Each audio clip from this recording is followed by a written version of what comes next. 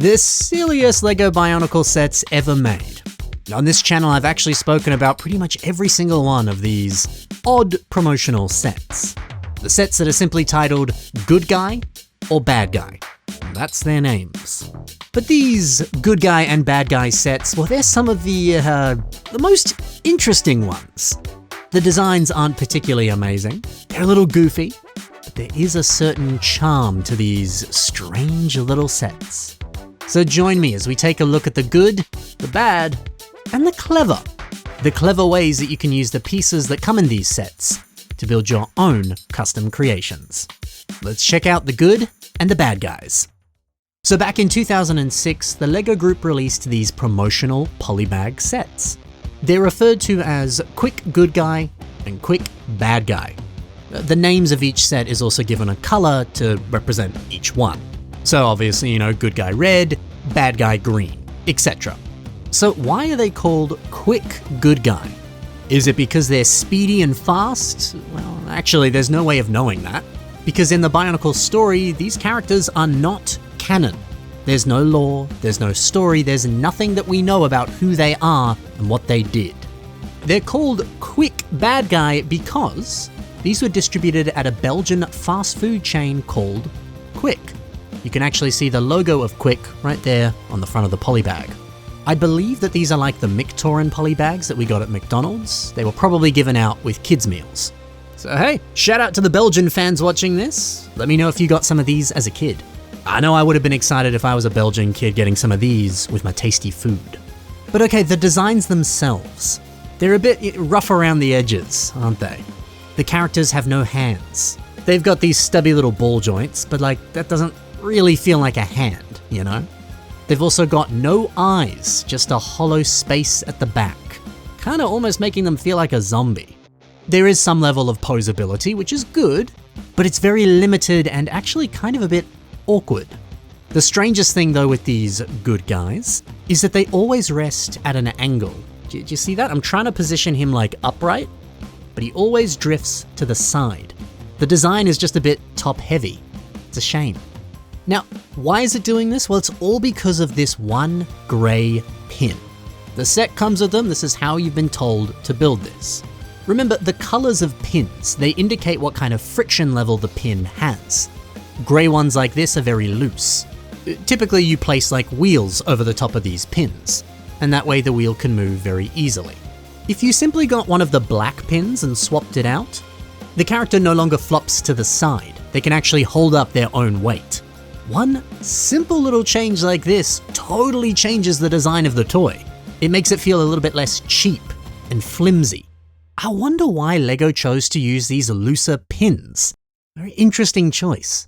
The play features of these good guys, of course, include some beautiful Rotuka spinners, which are always a ton of fun to launch. It is a bit easy for the spinner to fall over. The fact that you build this on the side, gravity just makes it fall pretty much anytime you try to move or pick up the toy. It is a bit of a shame and a little bit frustrating. Despite the strangely loose design of these toys and the unfinished feeling of the eyes and the hands, well, these toys are fairly expressive. And I like that. I actually really like that. I also really like the fact that you can turn the ripcords into swords. It's quite a clever little part use. I don't know, there is something a bit charming about these good guys. Yeah, they're a bit rough around the edges, but I like them. They're fun. Now for the bad guys. The hunched over look, the spinner at the top. Almost a bit of a reptilian design. I dig it.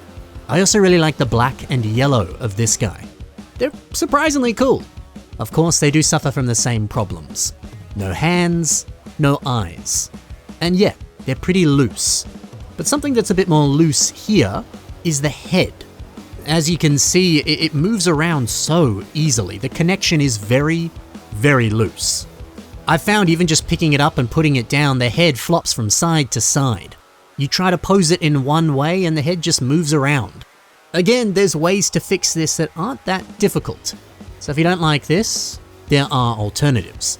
But I don't know, again, something about this quirky little design feels cute, feels charming. They are packed with personality, aren't they? And the Ratuka spinners, they're just as fun and just as cool. Good guys and bad guys, not as bad as you might think. I think they're fun. But okay, let's say you have the pieces for these sets, and thankfully the pieces are very common.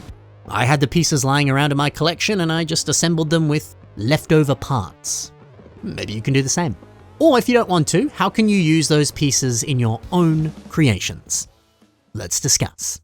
This Nuju Metru mask, the one that comes on Good Guy, how can that be used? Well, Felix the Cat uses it here to make GLaDOS from Portal. I really like this, especially the way that the negative space in between the masks. There's just enough room for that eye.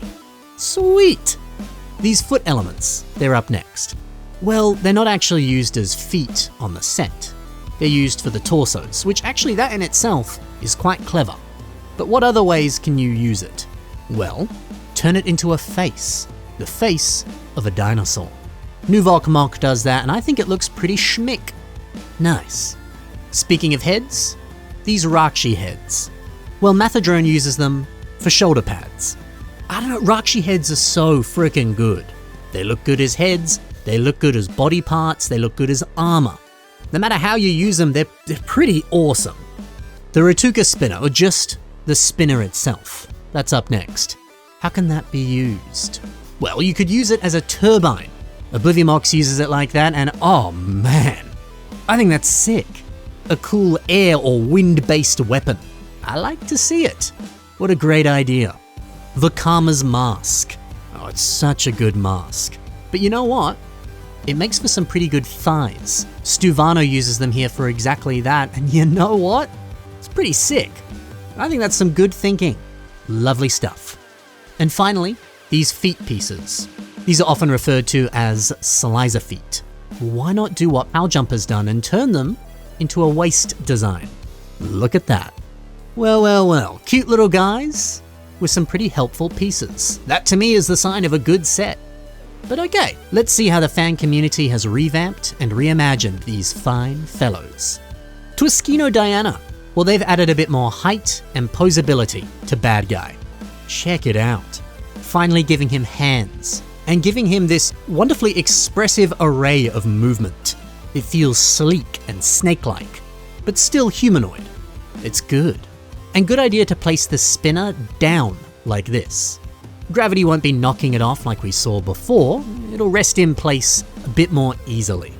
That's good. You know, every time you pick it up, it's not going to fall off. I like it. And now, Fluorescent Raisin. This is their revamp of Quick Good Guy. I like the NPU of using the ripcord for the weapon, but I don't know, I think that this blade looks a lot better. And it feels more within the design language of Bionicle sets, doesn't it? Otherwise, what other changes have been made here? Well, building up the body to be more sturdy and more posable, giving him eyes, giving him hands. It's a lot of the stuff that we saw on the previous revamp. Isn't it interesting that the exact same things make both of these mocks look a lot better? Very nice. Well, that's it for Good Guy and Bad Guy. In fact, I think I have now reviewed every single Good Guy and Bad Guy set. If I'm forgetting one, let me know, but I don't think I am. And if I am, hey, I'll review it pretty soon. But wow, there's a lot of them and they're all pretty quirky, but pretty cool. Otherwise, be sure to take a look at the links below if you want to see more from the builders I featured today. But don't forget, have a good day. Thank you for watching, happy building, and bye for now.